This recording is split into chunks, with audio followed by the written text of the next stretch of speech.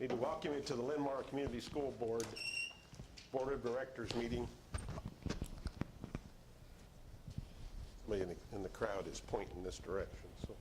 So anyway, we'd like to welcome you. Happy to have everybody here. Look forward to a great meeting. We need to determine a quorum, please. Director Foss? Here. Director Lau-Lancaster? Here. Director Maury? Here. Director Thomas? Here. Director Walker? Here. Director Wall? Here. President Buckles? Here. Motion carries. Adopt the agenda as presented. So moved. Second.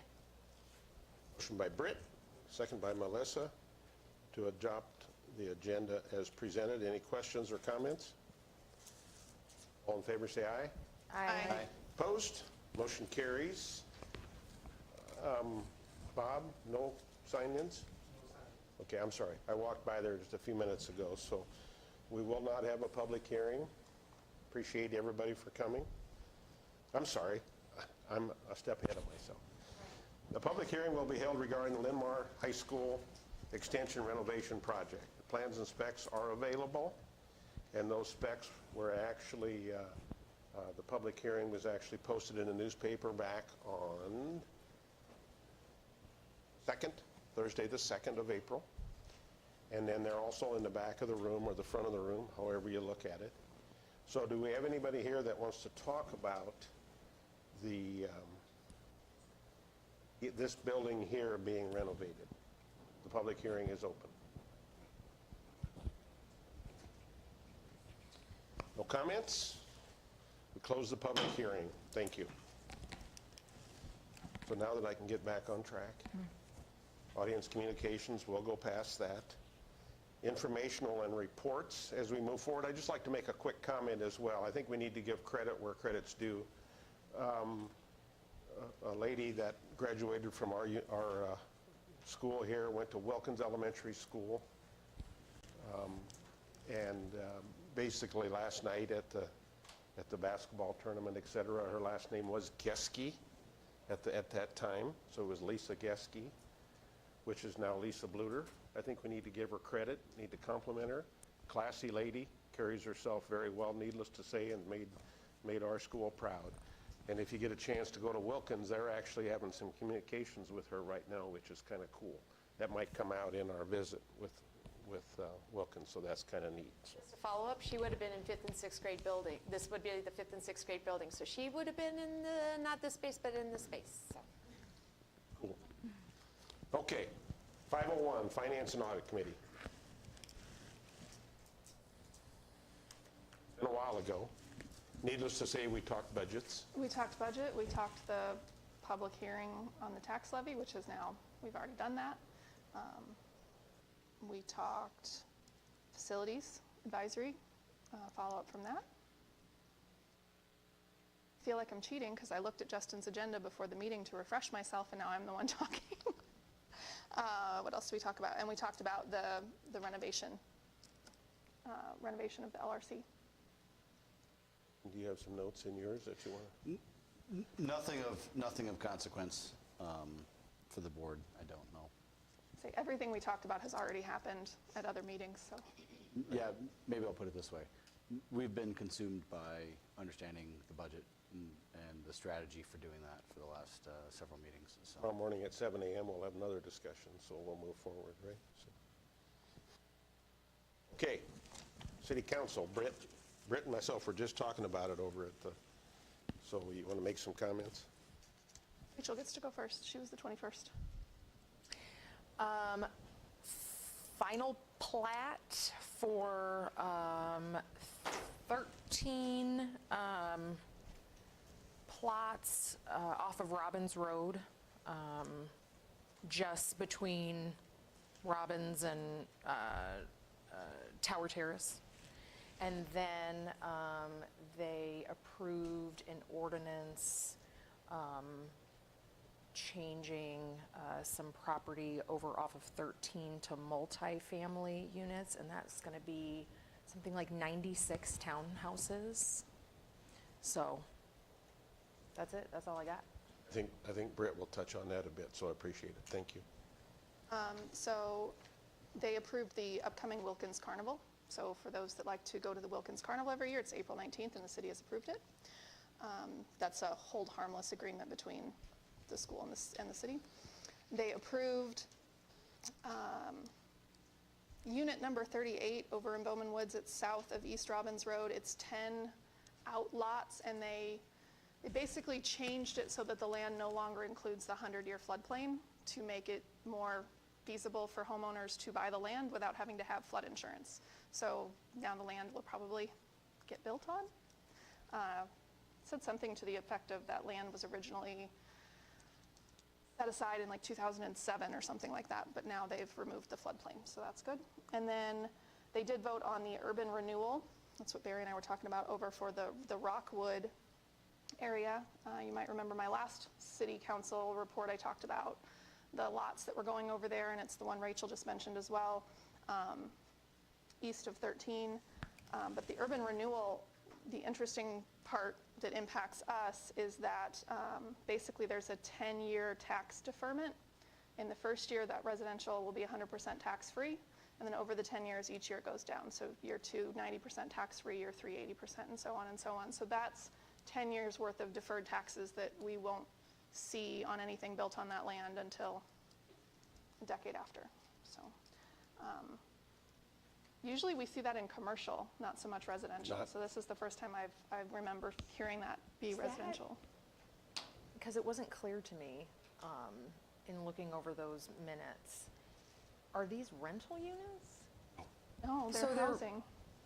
Like- So then each individual homeowner is going to get essentially like a 10-year TIF, you know, like sliding scale TIF? Yeah. So TIF, yeah, they'll get a decreased one. The same thing happened with the, those buildings near downtown Cedar Rapids, where those homeowners, like, saved a ton of money because of the TIF, and then when the TIF ended, then you saw a lot of those units turn over because the taxes went up. So yes, that is what will happen with that. Probably the disappointing piece, Rachel, to answer your question is, Yep. we've not had residential TIFs before in our district. We've had many, many, many commercial TIFs, and they're doing a real nice job of kind of glossing over this. I was fortunate that somebody that goes to all the meetings called me and wanted to make sure I was aware of this.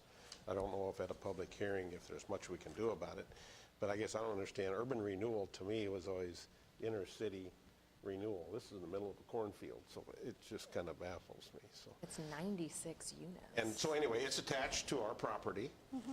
They keep talking about putting an elementary school in there, and that's where a water tower is going to be, and that's where a park is going to be, so. So it'll be a nice area. It's just so we understand, and there were some folks here 2 weeks ago talking about all this building going on. Well, that's a perfect piece of that we will not see any benefit from that for quite a while, so.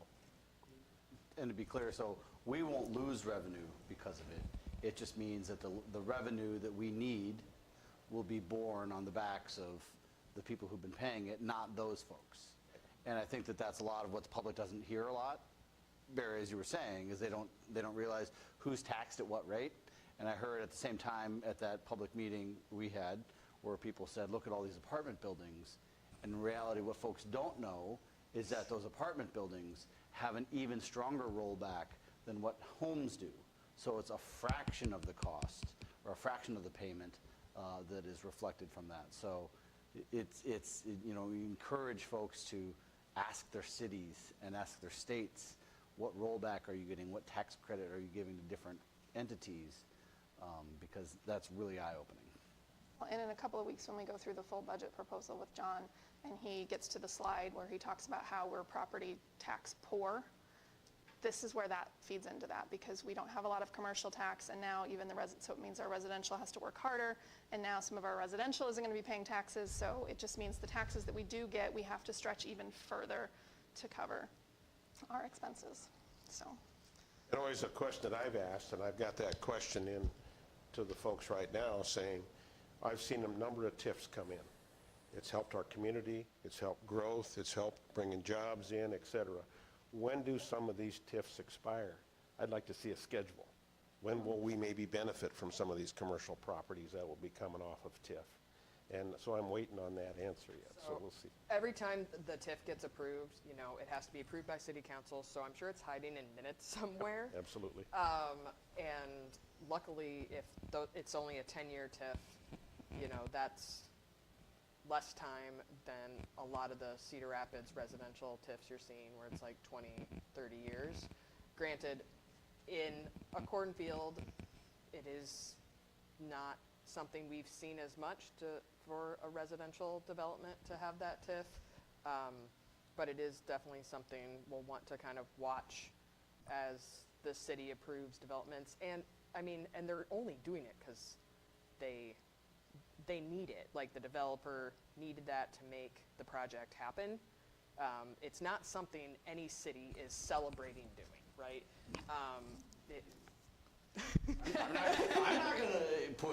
I'm not gonna infer words. So another, yes, and I appreciate those comments, but Linn-Mar owns land there. We are not building a school there. There's not a plan in place. But contrary to that, the people that are promoting that community are telling everybody that Linn-Mar is building a school here. So if we have to, we will, but it's still that fact that that's not even on our thought process today. It's not on Someday, the horizon. when none of us are here.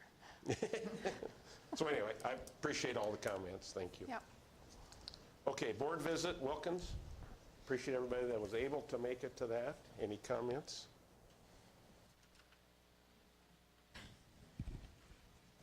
We had a great classroom that I visited. The kids were showing us their portfolios. They did student-led conferences for the first time, which I thought was interesting at the elementary level to hear about that. I know everyone likes student-led conferences. I'm on the fence because I like to hear from the teacher a little bit as a parent, but I know that those go well. So, but they were showing us their portfolios, which the kids were really excited about. And so yeah, overall it was, I mean, I always like to, we know this. We like to hear from the kids. We like to hear from the staff. And so it was a good visit. Plenty of good things that I'm sure everybody else will hit on, but one of the things I wanted to mention was how nice it looked when we went in. I mean, there was artwork everywhere, and it just was so inviting. And I just, you know, we can talk about many, many different things, but that part's important too, that when kids come to school, they like what they see, and I just thought it was really neat to kind of see all of that. It's particularly important for Wilkins. Yep. Because sometimes the perception is that some kids get these flashier schools and then some kids are stuck at the quote-unquote old schools, but you walk into the Bowman Woods or the Wilkins and it has such a warm feel to it. And I think the Linn-Mar over time and the teachers and the administration have done such a great job with the renovations that they've done and in just the school culture, that you just feel that warmth when you walk in the door, and even just in the little things like how the kids were greeting us and things like that, that I think we had 3 or 4 different kids that all had their role of what they were going to say and how they were going to say it when we walked in the door of, "Hello, Mrs. Walker, welcome to Wilkins. I'm one of the student ambassadors." And you know, so it's just, they're doing such a great job there. But I agree, I think that it was a very warm and friendly environment all the way throughout. Okay, very good. Thank you. Legislative update. I think we have a handout. It's deceptively long, but only because I put the copy of the final AEA/SSA/teacher pay bill, so everyone can read it when they feel like it. So that has been signed. SSA passed it 2.5%. We all know that, but just saying it out loud. Bills that are still moving since our last update are listed there. The education mandatory reporter was approved by the Senate, sent back to the House. There's a House file transportation on how districts can provide transportation to students who open enroll. That was approved by the Senate, sent back to the House. The literacy bill was approved by the House and sent back to the Senate. Some changes there. Last session, they voted to remove the requirement for teacher prep programs to have an assessment by graduation, and then this year they're trying to put an assessment back in, so leave that there. So that's been approved by the House, sent back to the Senate, and then the House file to license school employees to engage in grooming behavior, we talked about that last time, that was passed by the Senate and then sent back to the House. There are still a few bills that we were following that are still placed on the calendar as unfinished business. Last time, the legal protections to allow school staff to carry firearms was moving. Now it's been put on the calendar. Same with the human growth and development curriculum. That has been put on the calendar for unfinished business. And then there's some other, the penalties for violating open meeting law. Those three have moved from actively being discussed to unfinished business. And then I left the other four that we were following on there as well. So they have started looking at budget bills, appropriation bills, which typically is a sign that they're wrapping up. Last day of the session is supposed to be April 16th. That's the last day they get paid to be there, so that's generally their goal. So hopefully we're at the end of this, but I'll remind everybody that once a bill passes, we don't instantly know what it means. It has to then go to the DE, and then we get guidance, or the district gets guidance on implementation. So there's still a lot of work around the AEA bill, around teacher pay, to see what it actually means. And there's discussion of a possible mistake in House File 2612 on how funds can be spent. So there may be still movement. They may have to put in another bill to fix their mistake, or maybe not. Some of them don't think it's a mistake. We'll see. But we might see an amendment on the AEA teacher pay bill before the end of the session as well. So that's my update. A couple questions. HF 2617. Yes. Do you know what that looks like? Baby Olivia video. What is that? Do I need to Google?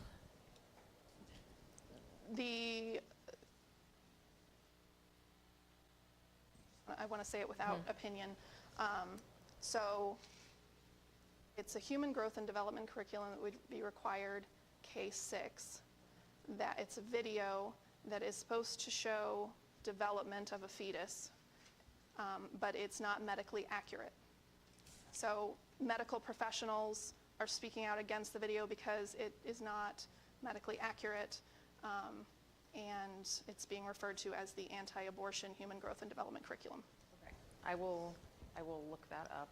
And then So yeah, it's the Olivia video. It's starting to make national news because it's being pushed in some other states as well. So I'm sure if you just Google the Olivia. Sorry, it's supposed to be curriculum. part of curriculum? Is that what they're pushing for? Last year they removed, like, you can't Right. teach, and Right. now they're trying to say, but you have to Okay. teach this. But it's on the unfinished business list now, so I don't know if it'll be attached to something or if it'll move forward this session, but that's still out there. Got it. And then I have one more question. I think maybe this is really for John. So they came in at 2.5%, which was disappointing, to say the least. And I was kind of curious, John, if you knew or could do a quick calculator, what is the dollar amount from 2.5% to 3%? Because that was sort of the number that they floated and made us feel warm and fuzzy about. Well, the House passed it at 3%. Right. So I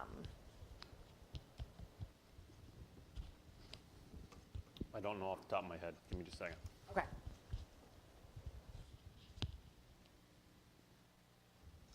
Her job, John. I know 2.5% for us as a district meant that we were getting less than, is it 1% or 1 million? We got less than 1% new funding at 2.5% SSA. So that means that we didn't actually get more money than we had last year.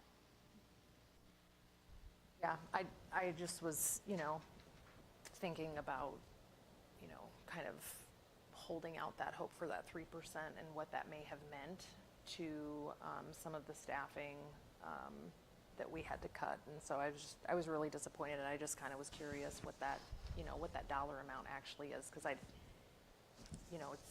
we talk in percentages, and we just don't have as good of a sense. So that's fine. John, if you send me an email. just make maybe a comment on that comment, though.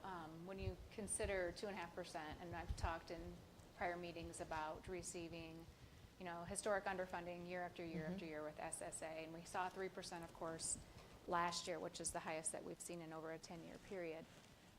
When you have that 2.5% come in again, we're going to continue to see, if this is what funding looks like in the state, the need to do these large market corrections for our teachers, every decade or so. So right now, we're sitting with that $33,500 requirement.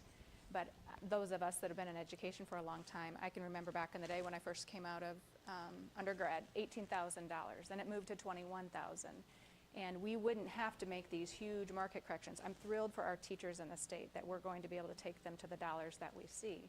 But we wouldn't have to come in and make these large infusions if we could have SSA funded at a rate that helped to provide a living wage for our staff year after year.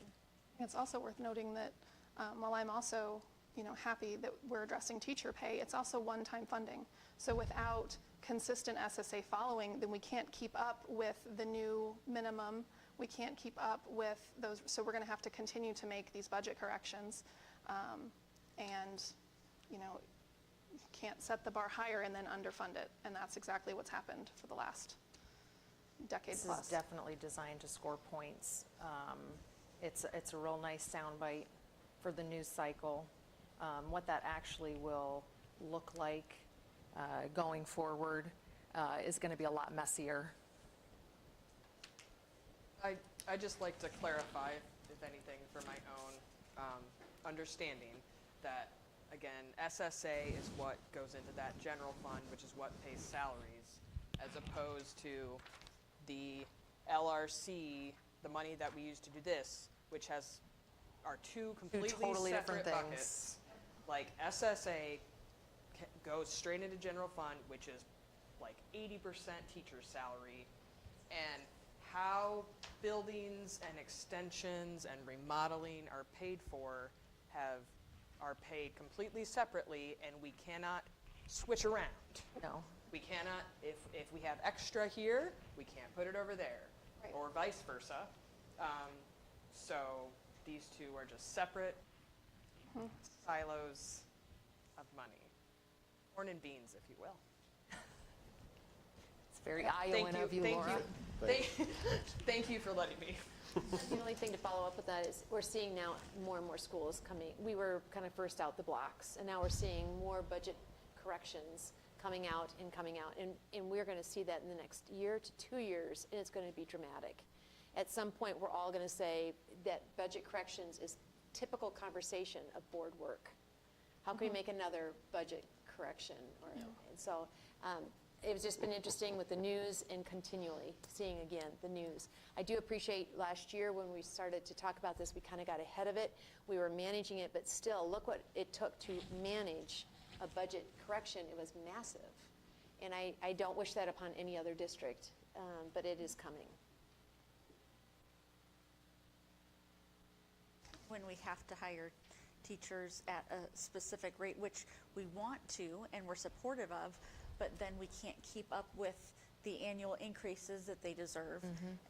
And then because the increases that the state is providing are less than what the increases are that we need to be providing to them, we will continually be at that stage of not having a gap and having to make cuts, having a gap, having to make cuts, having a gap, having to make cuts. And let's So- clarify your word there. It's not that we need to meet them at that level. It's that we are required by Iowa code. They deserve it, and I would love to give them more than what we can.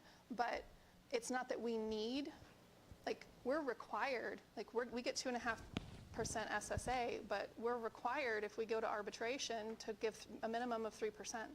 So, and that's the state law right now. So we'll give you 2.5% new money, but minimum, you have to give your staff a 3% increase. Like, we're just always going to be playing catch up. And that process is completely separate from the supplemental teacher pay that is coming next year. That's in that AEA bill, which I'm eager to hear more from the like how that's going to work budget-wise and everything, and I know that's going to be a new piece of this complicated budgeting puzzle. So thank you. It does go into the formula in the general fund. It's just, they're restricted funds within the general fund for the teacher pay. Are they funding, so this increase in teacher pay, how long are they funding that for? One time. One time? One time. One time. And then you have to maintain it with SSA. Well, you know, they are gonna get all the credit for that, and when we are totally unable to keep up with that, it will be us who gets the credit for making very difficult decisions. Can't say I'm So you're right on track. surprised. There's just a lot of variables, AEA, et cetera, so appreciate all the comments. Thank you. Superintendent Kortmeyer has a report. Thank you. So a few student honors. We had an art honor, a jazz, and some jazz band honors, and FBLA honors. So we have congratulations to Linn-Mar High School sophomore Autumn Zeringer for being named the visual honoree in the visual arts category at the 2024 Excellence in Arts Recognition hosted by the Gazette. Some jazz band honors. Some of our kiddos were selected for the Class 4A All-State Jazz Band, and their names are listed on our website. FBLA honors as well. They've been on our website. These folks will compete in the national conference in Orlando, Florida. We have a staff honor. Congratulations to John Galbraith and the Linn-Mar Business Office for receiving the Certificate of Excellence in Financial Reporting from the Iowa Association of School Business Officials International regarding the district's annual comprehensive financial report for fiscal year 2023. Also, I'd like to welcome to the team Executive Director of Communications, Renee Nelson. She's here with us tonight. She started last week. City Manager Ryan Waller's In Focus email last Friday, Linn-Mar students were recognized for proposing a name for an unnamed creek, and thanks to Justin for pointing that out. Last week at the City Council work session, students from Linn-Mar's Venture Academics Earth Sciences class provided an update about a project they've been working on to officially name one of the creeks in Marion.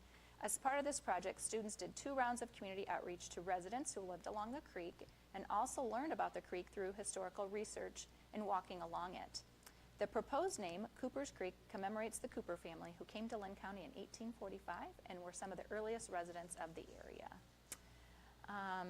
I've been out and about participating in several different meetings since the last board meeting. I've attended a Medco's board meeting. We had a facility advisory committee meeting. I continue to meet on a monthly basis with City Manager Ryan Waller and Marion Superintendent Janelle Brower.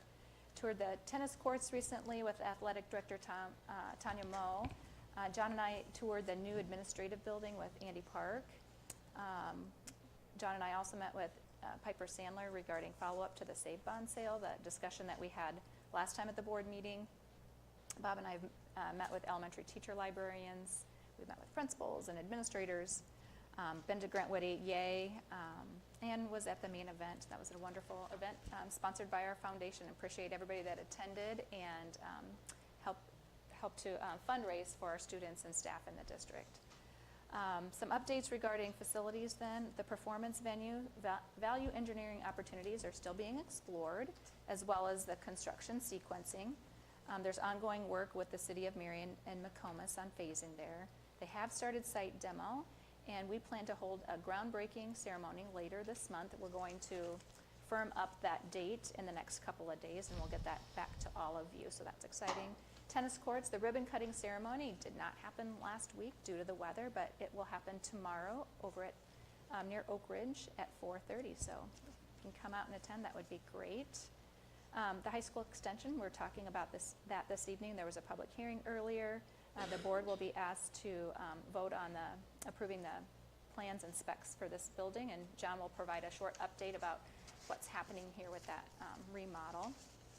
That high school indoor activities center, during the March 20th meeting, we had our second meeting with that larger facilities group, and we discussed the role of the committee and continue to utilize their voice in helping to identify needs and priorities. that the design team / steering committee would use, and we'd report back to them in 3 to 4 months. And in the intermediate time, we will be going on a benchmarking trip in the next month or so, and working on what that group makeup looks like. Administration building, we've got still that long lead time on the switchboard. Like I said, John and I were over there last week. We've got tile installation is ongoing, drywall hanging, sprinklers in phase 1 and 2 are complete. We just continue to work on that. And the boardroom folding partition track installation is complete. John is also working with Andy and Peak Construction to provide, I think we're going to try to do 3 different meeting opportunities for tours in the next couple of weeks over there. So folks at the board should be looking for some dates that'll be offered around that, so that you all can get in there for a tour with a hard hat on, as well as our LRC staff. So I'll be looking for an email on that as well. A couple of other things as I close out my report. It's definitely been a painful period here at Linn-Mar since our last board meeting, where we talked about $2.5 million in cuts that we need to make for next school year.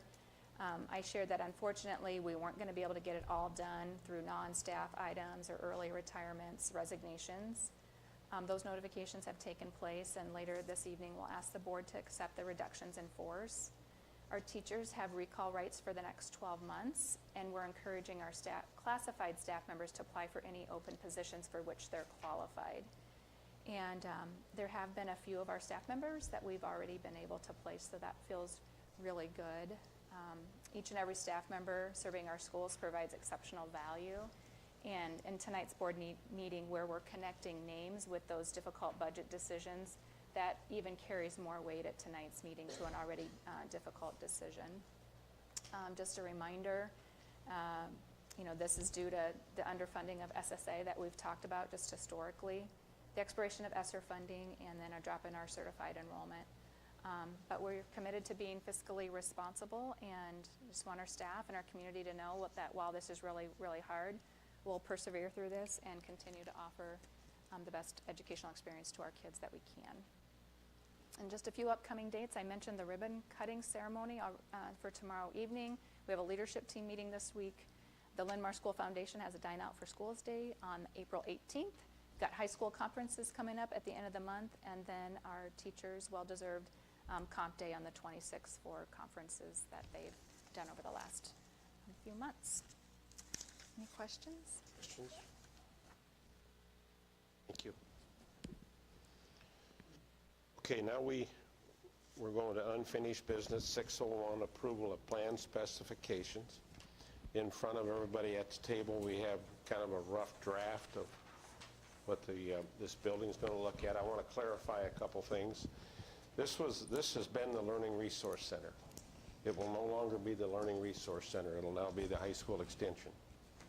So what will happen moving forward, the administration building, I'm sure we'll do some naming of that in the future, but just to try to clarify those two. I've had a couple of questions the last few weeks, so put that together. So we need a motion to approve the specifications in 601.1. I make a motion to approve the plans and specifications for the Linn-Mar High School Extension renovation project. Second. Motion by Rachel, second by Melissa. Questions?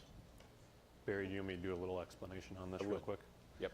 So Barry said you have this handout in front of you, and what this is really showing is just kind of the 3 floor plans, just much easier to look at it on one sheet of paper versus the 70 that are over there behind Officer Dobbs. So really what the scope of this project is being able to have student learning take place on the 2nd floor and then down in this area. The lower level of the main building and the upper level of the main building are sprinkled already. The rest of it is not. In order to have students in those areas, that has to be a sprinkled building. So that's really goal number 1. And then goal number 2 is just to make it usable space. So that's obviously been divided up from classrooms into offices, how it sits currently. So it's really turning that back into classroom space. So fire sprinkler, fire alarm, and then turning it back into classroom space is really the goal of the project, just to make it usable for kids. So not a lot of fluff there, but it's just really getting it to where kids can use all the space in this building. What is our timeline on phase 1 and 2? So phase 1 and 2. So phase 1 is the gym. We have it phased, that's separate, so we can get the dance team back in there on August 1st. They're able to use the areas of the high school up until that point, but once fall sports start, Tanya's like, I'm out of space, I need that back. So just working with her on that. The rest of it, it'll be complete by August 19th is the substantial completion. So when we get a contractor on board, we'll have conversations with them and see how that schedule changes, only for the better. But depending on the contractor, that could move up potentially. What are we doing to the gym? Fire sprinkler, fire alarm. That's the big situation here, sprinklers and fire alarms, to make it compatible for students, right? Yep. Are we able to tap into the current sprinkler system, or is this going to have to be a separate one than the first Yep. and third floors? Nope, it'll all tie together. You said this phase 1 and phase 2 will be done in August? So contractor will get started June 3rd, as soon as kids and staff are out of the building. And then the gym will be complete by August 1st, and the rest of the building will be complete by August 19th, so right before school, actually right before teachers are back. I think the teachers have a contract day on the 16th, it's a work day, and then Monday the 19th, this project will be complete, so. Can you clarify what's happening in the gym? In the gym, so installation of fire sprinkler and fire alarm is It's the just, same thing? Yep. Okay. yep. Venture/high school labeled area on here, so I assume that means partially used for venture, partially used as like extra room for the high school? Okay. Correct. Venture is actually high school, Well, so yes. well, Yes, it's good- labeled differently good on question. that one Yep. than it is the other two, so I just wanted clarification. It's a really good question. Some of our venture teachers also teach our normal high school classes, but kiddos come over from the high school to those teachers, yeah. And for the Atlas and Compass, I'm trying to get a sense of like kids per, I don't want to say square foot because that's too technical, but like thinking of the number of kids who like go through Venture versus Compass and Atlas, you know, size-wise, is it, you know, pretty balanced out? Is there a net gain or a net loss? I mean, obviously it's going to be a net gain because they have the whole building as compared to what they had before, but you know, Venture has more space, but I assume they have more kids, and I just want to make sure that I'm understanding that correctly. Share a few things, and then Nathan, please piggyback. But Atlas this year, last year we had 9 kiddos in Atlas, and this year it doubled. We have 18, and that was due to the facility being able to house or have more kiddos at their facility. So we grew, and we're in one classroom. We need to be over 2. Also, Compass has expanded, so we've had an offering in the past for 11th and 12th graders. This year we have sophomores through 12th graders, so that expansion as well. I think, let's see, what else was shared with us today? Nathan, you want to? Yeah, the other one would be Venture. So when we first started that, I think we had, I hate to guess, 80, 90 kids, and registrations look like we'll be at 250. Of course, that's kind of moving and flexible right now as kids are still finalizing signups. So with 250 and roughly 110 in Compass plus the additional Atlas kids, it'd be close to, you know, at times, at certain parts of the day, maybe 400 kids out in this building. Yeah. Thank you. Admin space here, is that for like high school admin, or is that central Yep. office admin that will still be over And here? that's Joe's office, right? Correct, yep, so that's for the building admin, that's for Joe, Joe Niedert, I guess the admin that oversees the Compass and Atlas programs, and then a couple of counselors and an admin assistant in that area. Does this wall between Compass and Venture already exist, or is that being built? That's being built. My only question would be the flexibility between if Compass were to grow, if they need more space for something, does that limit our flexibility at all? And is there a reason why we need to have that wall there? Yep, so that's just a doorway that's going in there, Oh, okay. so that leaves So us we the could still flexibility. use Yep. another classroom from that floor if need be? Yep. Okay.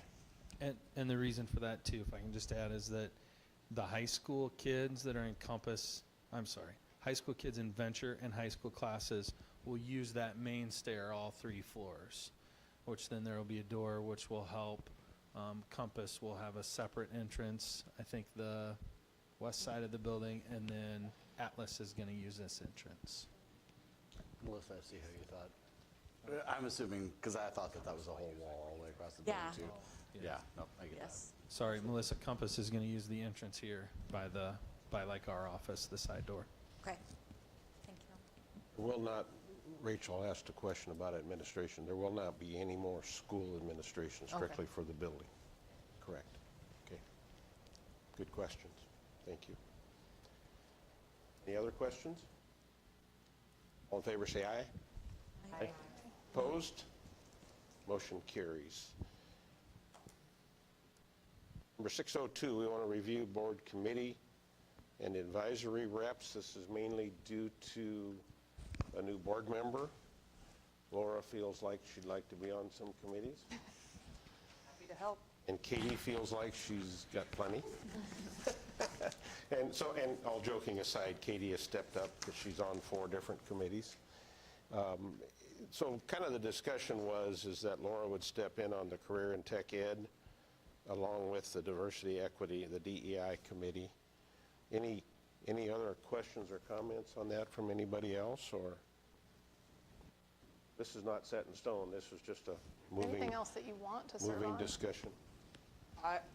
This seems like a nice commitment, and I appreciate the chance to kind of step in on some of those. And yeah, CTE would be great, and yeah, I'm definitely be our representative on the DEI committee. Is it going to be 2 of you guys now? So what I'd like to request is that I will not serve on CTE. Now, you have 2 wonderful board members there. It also eliminates a conflict that I have often with those meetings. And then I, at this time, would overlap with DEI because they meet monthly. And so it really is helpful and useful, and I think very meaningful. At least one board member should be there at all times. This takes a little bit of the burden for me to be there every month, but I think just knowing Laura's background too, I think DEI is a good match, and it is a passionate area of the school district, and I think it's important. So having 2 people there. The other one, the school counselor one, and then they don't meet, but like twice a year or once a year, I can swing those. I like the once a year ones, so just saying. Does that work for everybody? It works for me. I would motion to approve the changes to the board committees and advisory representative assignments as discussed. Motion by Melissa, second by Rachel. And this is to put Laura on the CTE and the DEI committee. Any other comments? And then remove me from CTE. Can I do that? I thought no, I'm just kidding. And remove, My name, remove Katie let's from- take my name off of one of them. that's part of the motion. It was just as discussed. So As discussed, Yes. perfect. All in favor, say aye. Aye. Opposed? Motion carries. 701, District Developed Special Education Delivery Plan. Melissa Frick is going to give us a presentation. Thank you. Thank you. Matt, if I can't be heard, let me know and I'll adjust. We have spent a lot of time this fall working on our district developed service plan. This is how we provide special education services to our students from 3 to 21 across our district. So, and before I go too much further, I also want to make sure and point out Melissa Ford is here. She's our Grantwood Regional Administrator, and she also helped lead the work. So it was a team effort between Grantwood and our staff and some other stakeholders. So the purpose of the plan is to outline what our services are for special education students across the system. We get to review this plan per Iowa Administrative Code every 5 years. So the last time it was done was right before the pandemic. The world looked a little bit different and education has changed a bit. So that is why we brought the team together. We do review the plan on a regular basis, but that's the last time it had to be submitted to the Grantwood and then board approved as well. So On the committee, we had a great combination of individuals representing across our system. We had parents involved, special education teachers, general education teachers, district administrators. We had a couple of building principals, the AEA staff. We had a board member represent, and the best part is one night we actually, during meetings, discussed everybody on the committee, I believe except for myself, played at least 2 roles. They were either a parent and a board member, or a teacher and a parent, or all of those different things. So we felt like we had some great representation from the group. The whole plan is we have to answer 5 very specific questions. There is no negotiating on what the questions are. We worked through those. We have to submit a series of assurances to the Grant Wood saying that we did it, and then we also have to make sure that we include what we're going to do for our early childhood special education, so our preschool programs. They still call that one out a little bit separately. So what I wanted to do is just walk you through the questions that they were, what we talked about, and then give you a chance to answer any questions. I'll kind of highlight what we did differently from 5 years ago to what's now. The plans look very different for some of you that have been around, or if you had both copies, but I just wanted to highlight what the questions are and what process we went through. This is overall how we did it. We had to select a committee. We had to get feedback. The committee met 4 or 5 times. We had some different subgroups going. We posted it for public comment. It was out on the website for public comment for about 30 days.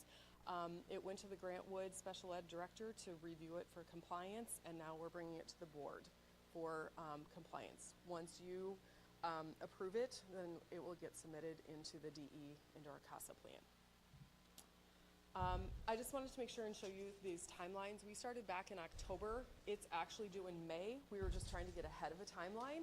I always tell our staff in special education it's on or before the due date, so I'm trying to get it before the due date. We started, and then we started meeting in November. We met through January. We did the public comment February into March. It has been reviewed by Grant Wood a couple of different times. We've made some tweaks based on their feedback, bringing it here tonight for board approval, and then we'll enter it into the DE portal in May, if approved as is. So the first question is pretty concrete. It talks about what's the process to develop the plan for eligible individuals. This is who was involved, when we met, and what the goal was. It's pretty concrete. The DE gives us some model examples. We used some of those pieces, but we refined it to the way it would meet our needs. The next piece was probably the biggest, and we spent the most time talking about how are the services organized and provided to eligible individuals. What does our continuum of services look like? From a student being completely in general education to potentially being educated outside of our school system. We do have some students that we do that, but within our schools, what does that look like? From that student that's in a gen ed setting all day long, maybe with some accommodations and supports, to that student that might be receiving more of their services in a pull-out setting, primarily a special education setting. One of the things that we really wanted to focus on is that, first of all, those decisions are an individual IEP team decision, but we have a responsibility to have an entire continuum for teams to make and use for that. As well as to highlight over and over again in the plan what everybody's roles and responsibilities are at each part of the continuum, and what parents can expect. And so that goes from 3 to 21. Then we talked about this a lot, and I will continue to say this as long as I'm in this position. Special education is about services. It is not about places. Where are we going to provide those services, and where are we going to ensure the rights of those students and their families in our system? So these are some of my most favorite graphics in the world, and I will probably go down swinging on these, as well as we spent a lot of time. Everybody on the committee read the book, Yours, Mine, and Our Students. We didn't have as much time to dig all the way into that, but that book has been used by our staff. A couple years ago when I first started, we were digging into it, and we've started to continue to bring that back to different groups. One of my favorite lines in there is about, and maybe it's because I'm from Iowa and I watched Field of Dreams too many times as a child, but one of the lines in there is build it and they will come. That whole idea, if we start building these isolated settings, we'll fill them, so let's don't build them. Think about how we can do things differently. And so we really thought about that as we went through the plan. The next two pieces of the plan include how do we determine caseloads for special education teachers. So how many students can they support? What's too much, what's too little, what's manageable? We really overhauled this question. The team spent a lot of time, and Melissa got in and dug in with our preschool team and really looked at how we look at their caseload. Our preschool teachers are doing both gen ed and special ed. And how do we make sure that they're not swimming in too much? And how can we balance those caseloads out? And then we really looked at our K-12 system as well.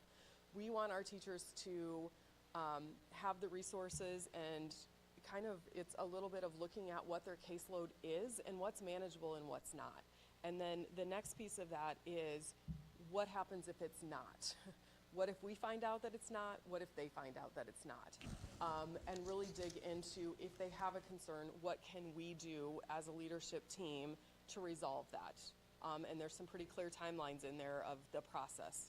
They email that we have so many days to review the information, respond to them, have a meeting, and come up with a plan. That is one of the things that I've noticed since I've been here, is that we maybe haven't done enough work recently to let teachers know that this is where that information is when they're feeling overwhelmed.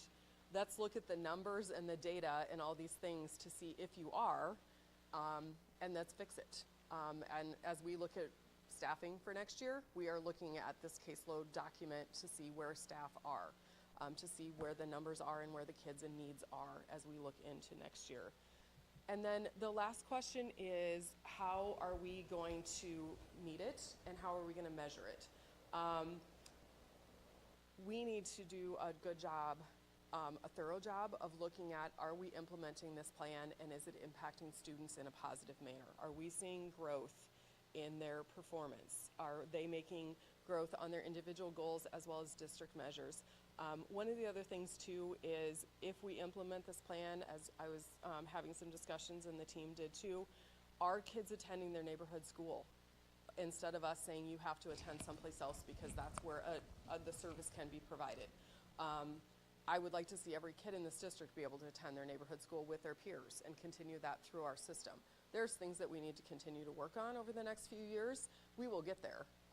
But part of it is not only looking at the data, but also we need to do, as a department, and the people that were on the committee, I'll probably pull them in as well, is do some training with all of our stakeholders about what this plan is and what it means to them. And I don't mean just special education teachers, I mean our administrators, I mean our gen ed teachers. Everybody needs to understand that this is our system and these kids are in our system, and this is what we're going to do to support them across the system. So Amy asked me to summarize in one slide the difference between the plan from 5 years ago to the plan now. It's not just longer. We took a much deeper look and tried to build more definition into those continuum of services. It is one thing for me to look at somebody and say, do this, but until we outline what those roles and responsibilities are, it's pretty vague and it's hard to measure. So we tried to spend a lot of time on that. We really looked at those caseload determinations to make sure they reflected the services of students and the workload of our adults. And then we also really tried to clean up the clarity of the process. It was kind of vague if you didn't like something, or we would do something every so often, but it wasn't concrete as much. So we really tried to clean that up. And what do you do if you do have a concern? So we have essentially moved all the way across this process, and we are finally at that last component of school board approval so that we can move forward. And I think once that happens and once it gets submitted to me, that's when a lot of the real work starts, which is that professional learning, those identifying those data sources so we can determine if it's working or not. I just wanted to make sure and cite our resources. Like I said, we used that book. We leaned on the Department of Ed resources as well as we did this work. And I just wanted to say a huge public thank you to the number of individuals. There was almost 30 of us that spent a lot of their time, both in meetings and out, giving their perspectives, and we had some amazing conversations and interactions. We can't do this, we couldn't develop it by ourselves, and we're not gonna be able to roll it out by ourselves. So I'm grateful to those people that volunteered their time willingly and kept coming back even on snow days to get things done. So, does anyone have any questions? What does the PD look like? When you talk about district-wide, including all the teachers, all the administrators, what does that look like? So I'm continuing to work with Amy on what does that look like. I feel like we've done a great job since I've been here in 3 years doing professional learning for our special education teachers and starting to get doses of professional learning for our administrative team, but it hasn't been systematic yet. So how do we systematically roll through what's in this plan as well as what are those pieces of special education law compliance best practices to map that out? And I think as we look at professional development for next year, part of it is embedding the instructional practices into what the literacy, math, all those PD is, but also having some pull out time that is just especially around special education services, that continuum, as well as compliance pieces. So I just, if you look at our data for special education, our numbers have increased. Our data is not trending in the right direction. I mean, it's going up. Our percentage is going up, and if you break it down, as I have, it's more of those level 1 kids, those kids that maybe have a reading and writing goal. It's not our more significantly involved kids. So there's something there that is a core professional learning piece that we need to start being very intentional about how we do the professional learning and the beliefs around that. Every kid, what are we doing for every kid? Love to hear how that goes once you have a plan in place. I Yeah. would love to hear more about what it looks like and how it's being implemented. Yeah, I know most people don't do this, Britt, but I not only would like to report back on that, but also I do feel there are pieces of special education that we as a department could be held, share accountability with all of you of where we're at. There's a lot of data pieces in there.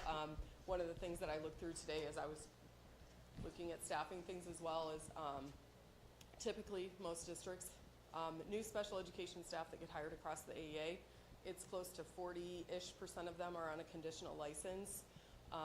We currently have 1 staff member on a conditional license, and we only have 8 on initial licenses in our district. So that speaks volumes, number 1, for our staff. Right at 60% of them are master educator licensed. So they've been here a long time and they're committed to there. So that's one thing that I think we just need to build on. We have the staff. How do we just get them growing and continuing to move forward? So. Melissa, you talked about wanting to get wanting to have all of the students who are receiving special ed services in their neighborhood schools. Could you give me an example of something right now where a kid would not be able to attend their neighborhood school and would have to go to a different building? Yeah, so we have some kindergarten through 4th grade students who maybe have more extensive medical needs as well as educational needs, and so they would be placed at Indian Creek because we have 1 teacher that serves K-4 kids that have that level of needs and services in that building. So we have probably about half of those kids in that building, in that program, classroom, their neighborhood schools are not Indian Creek. So we transport them there. Okay. Is that something that you realistically could see changing? Sounds like it would be a lot of staffing. Yeah, it's going to really depend upon the needs, and there are some things that we may never get to 100%. To find those staff that have the passion and the expertise to do that across 13 buildings is going to be extremely hard, but I do think there are other kids. We have some kids right now that for the last, some of them, it happened when they were in 1st grade, ended up in Echo Hill in maybe a more behavior-orientated classroom. We can meet those needs in almost all of our elementaries right now. We would not. We have rarely done that the last few years. So that's a number that I was trying to pull today, and I couldn't quite tease all of it out, so I didn't want to give you an inaccurate number of that.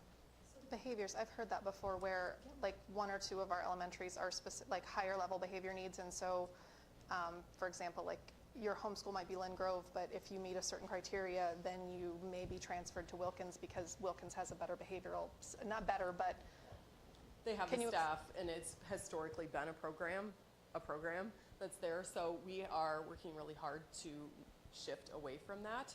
I would have to say I am incredibly proud of the work that some of our building teams have done with support from our autism and behavior consultant this year to take on these kids. And they're our students. They are staying at Lynn Grove, and we're gonna figure out as adults how to work with this kid. So we are shifting that mindset of you have this on your IEP, you go to this school. So we have really slowed that roll down. We're not there yet, though.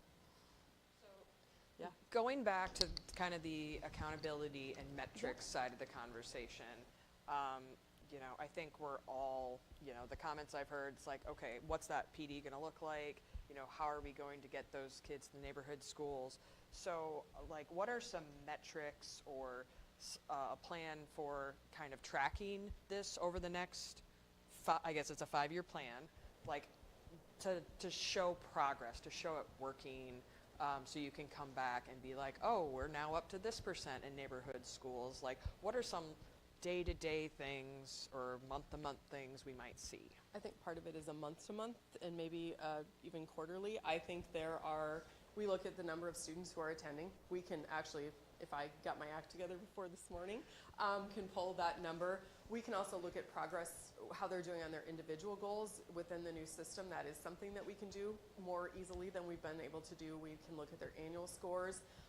We can also look at the amount of time that they're removed from gen ed. It's called least restrictive environment. That's a number that is on every one of their IEPs, so we can monitor that, and that's something that we've started looking at. We're also going to start looking at like the amount of adult support students get.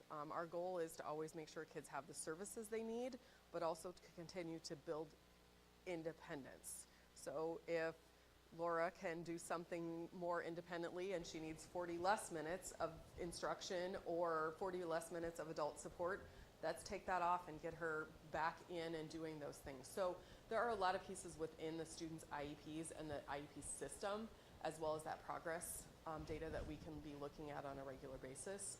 That is one thing our team has gotten better at this year, and we're continuing to look at those. Each meeting starts with a set of numbers and where are we at for this month. Yeah, that's great to hear, because I think this document, I did go through this and the previous document, and this is laid out so, like, very nicely. It's actually somewhat easy to read and follow, and the graphics are really helpful to understand. And I think, especially right now when we hear a lot of conversation about, you know, let's better serve special ed kids, there's a lot of concerns that, you know, those numbers aren't going the right direction. Having some of that, you know, some sort of regular updates on some of those metrics that you suggested, and when PD like does get implemented, so that way, you know, we can reach some of these goals that we're talking about and execute on this, and get where we want to be. So thank you so much for the committee's work on this and your work on this as well. They did a great job.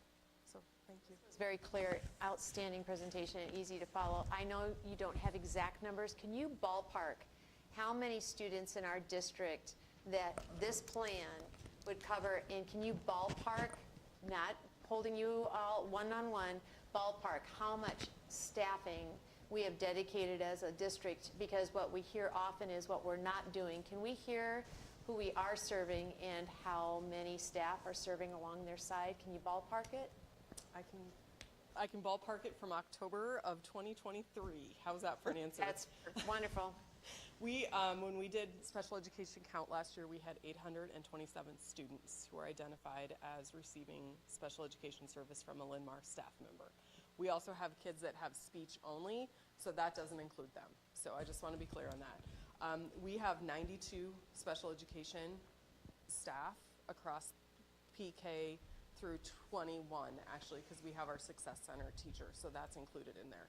So we have 92, and then we have, it varies depending on the day and the moment, approximately 175 associates that support those students. Thank you for that plan. It puts it a little in perspective, does it not? Does that help? Yes, it does. Thank you. Melissa, one more question for you. You mentioned the numbers increasing for kids that are on an IEP. Do you envision that that is primarily because of an increase in awareness around the opportunities for kids to have access to IEPs and better diagnosis and better access to that? Or do you think that that is an increase in need for IEPs? Or do we not know at this point? I don't know if we can be, I can't pin it down to one thing. I do think that we are seeing a bit of the impact of missed instruction from the pandemic. Yep. And we are starting to see some behavior, some different socialization that happened when students and families were home during the pandemic, or students were home with parents who were working. And I don't mean that in a negative way. I just think we're starting to see they may not have. We've had a lot of students that come to us that have not been out of their home as coming as preschoolers. It's really hard for them to know how to behave in a classroom setting when it might be their first experiences in a social setting. So there's a variety of factors. I think the numbers are trending up a lot of places. I just think that there are things that we can do to shift the trend back down. Yeah. Thank you. Yeah. Appreciate it, thank you. All right. Moved. Motion by Britt, second by Laura. Any questions? All in favor say aye. Aye. Opposed? Motion carries. Thank you, Melissa. Appreciate it. Okay, we go to 702. 702 is, and the verbiage is non-renewal of probationary teacher contracts. And just to understand what a probationary person is, they're basically new hires, and we did not renew their contracts. And I would like to read, this is not in our agenda, but I would like to read the 16 names that were riffed. So we have Caitlin Duell, Annabelle Luke, Olivia Hubler, Aaron Pint, Megan Callahan, Sarah Fredono, Emily Klosterman, Allison Klassen, McKenna Keeney, Shannon Lappy, Carrie Larson, Carrie Larson, Ari Ayangbile, I Ayangbile. apologize. Repeat. Carrie Ayangbile. Thank you. Faith Dubney, Darcy Lofsgaard, Catherine Martins, and Hillary Smith. So we as a board need to approve the termination of these folks. A motion to approve the termination of the probationary teacher contracts as recommended by the administration due to the reduction in force. I second that motion. Motion by Justin, a second by Katie. Any questions or comments? Thank you very, very much to those teachers. And we hope to have you back as soon as we can make that happen. All in favor say aye. Aye. Opposed? Motion carries. Now we need to go to 703. We need to set a public hearing for the FY25 budget, please. Motion to set a public hearing on the proposed budget for fiscal year 2024-25 for 5 o'clock p.m. on Monday, April 22nd in the boardroom of the Learning Resource Center. Britt? Motion by Rachel, second by Britt. Questions? All in favor say aye. Aye. Opposed? Going to exhibit 704.1, letting of bus bids. And I think Jonathan is going to talk about that a bit, if we can. He sent out some specs today, right?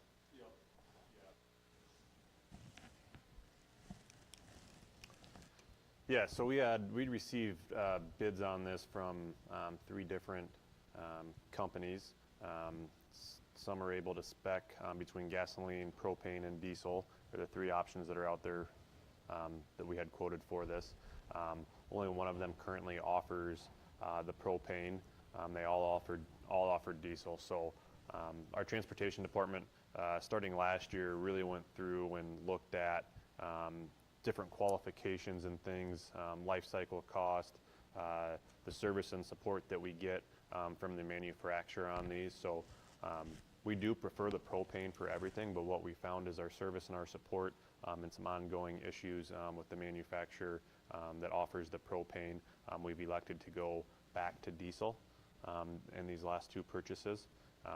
The good thing is that manufacturer that has really provided us a really good service and support is hopeful that they will have a propane motor out this coming fall. So. Would it make any sense for us to wait until the fall for that, or? I don't is there think a so. reason why we So need to the do it? lead time on these buses is 12 to 15 months. We typically do another order in the fall, is typically when you'll see buses come through. So I've spoke with Brian Cruz, our transportation manager, and we're both in agreement that for that next order, we'll wait until that propane is ready. So if that pushes us to the spring for that order, we would wait for that one. But this one, we believe we should proceed with. John, can you trade buses in? Like we trade our cars in for No. the next best? Well, I shouldn't say no, yes. So, you know, you can either trade them in, or what we have started to do is auction them on Gov Deals, and we found that brings actually a lot more money by doing that way versus trading them in. So now those are buses that are 12, 13 years old. They are not a couple years old. Okay.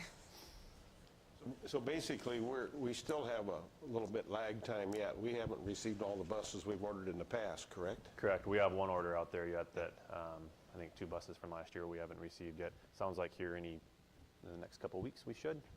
It's a huge improvement, because at one point we were 2 orders behind and Yeah. still ordering the next one, because we have to stay in the pipeline. Yep. I appreciate the work that you guys go through. I remember last year looking at the propane bid and looking at the history of that supplier, and you know, the base price was low enough, but then they came back with all of these changes, ended up being more expensive, and then the maintenance and just the continual problems with those buses, it ended up costing us way more on that order. So I appreciate the extra work that has gone into making sure that even though what we want is propane, that we're not bogging our system down with additional expenses and, you know, buses out because they're broken and things like that. I think that you're doing an excellent job of looking at our options and making those recommendations, so thank you. Yep. One last comment is, so we had 3 buses that are the diesel. Those are your 77 passenger conventional buses. We did buy, or proposing 1 lift bus, and that is a gasoline bus. And the reason behind that is there's, for that type of bus, its idle time ends up being a lot more, just with how long the time it takes to load students via the lift, so on and so forth. So with that, we really want to do either a gas or a propane on that.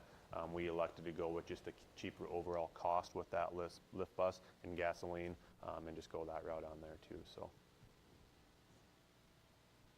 I'll make a motion to approve the letting of bus bids for a total of $588,402 for the purchase of 3 77-passenger buses and 1 Bluebird lift bus. Second? Motion by Brett, second by Melissa.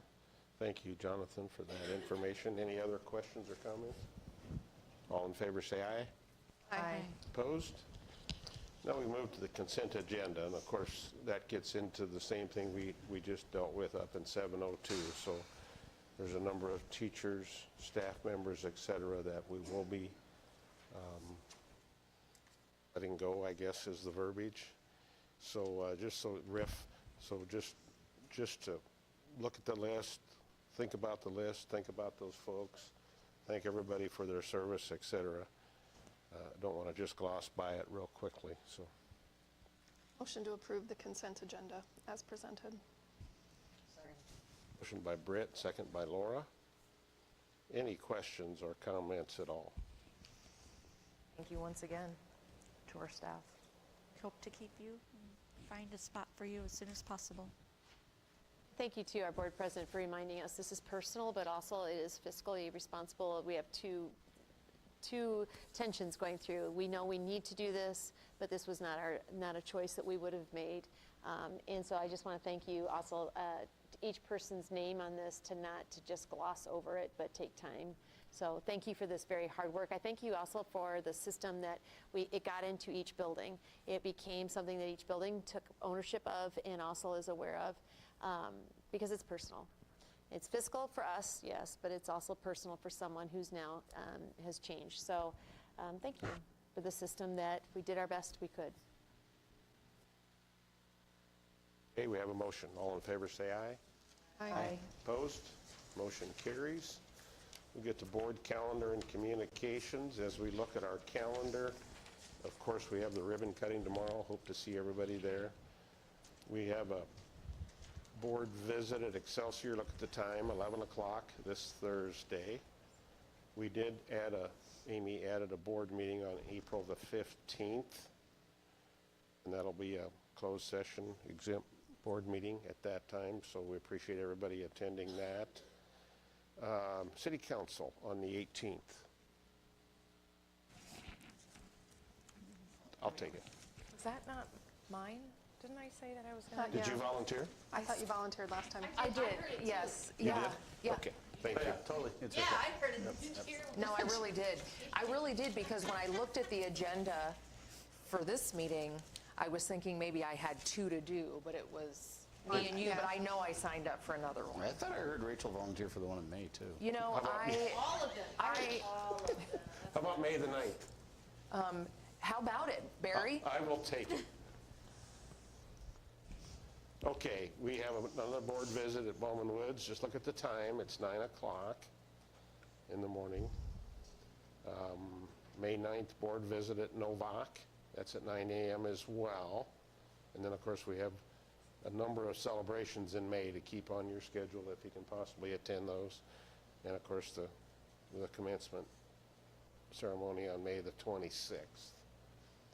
Any other communications or any other things good Just for the board? for Justin, Laura, and Katie, we do not attend the graduation rehearsal, even though we, that's on here, but you don't have to mark that off. We don't go to that.